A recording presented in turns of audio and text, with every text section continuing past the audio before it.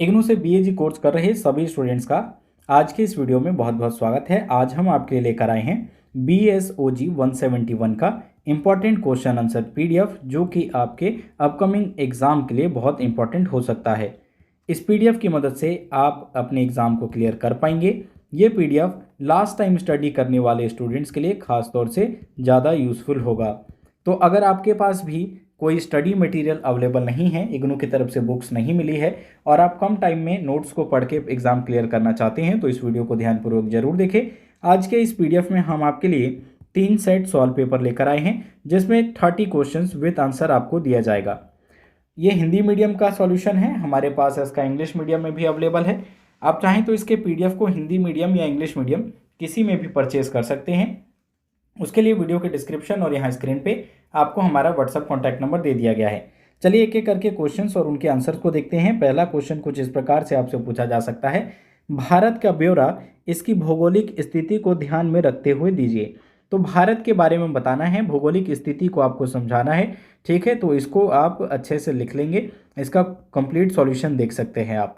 Question number 2 की तरफ बढ़ते हैं। ये आपसे पूछता है, भारतीय समाज पर उपनिवेशवाद के प्रभावों का संक्षेप में चर्चा कीजिए। तो उपनिवेशवाद का भारतीय समाज पे किस प्रकार का प्रभाव पड़ा, चाहे हम कृषि के बारे में बात करें या उद्योग के बारे में बात करें, भारतीय कृषकों की क्या स्थिति थी, तो इन सभी चीज़ों को आप अच्छे से एक्सप्लेन करेंगे। अगले क्वेश्चन की तरफ हम बढ़ते हैं।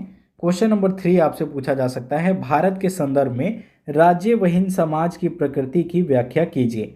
तो इन क्वेश्चंस को हम इसलिए स्टडी कर रहे हैं ताकि आप इनको नोट कर लें। अगर आप इस पीडीएफ को परचेज नहीं भी करना चाहते तो आप इसको स्क्रीनशॉट ले सकते हैं या इन क्वेश्चंस को नोट करके आपके पास जो भी स्टडी मटेरियल अवेलेबल हो उसके थ्रू भी स्टडी कर सकते हैं।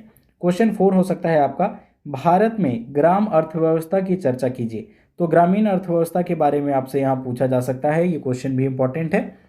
और आपको बता दें, इस वीडियो के डिस्क्रिप्शन में आपको कंप्लीट प्लेलिस्ट मिलेगी, जहां आप बीएजी फर्स्ट ईयर के सभी सब्जेक्ट का इंपॉर्टेंट क्वेश्चन आंसर पीडीएफ देख पाएंगे। क्वेश्चन 5 आपसे पूछा जा सकता है, जीवन शैली के रूप में नगरवाद से क्या आशय है। तो जीवन शैली के रूप में नगरवाद से क्या आशय है, नगरवाद क्या होता है, इसको आपको एक्सप्लेन करना होगा।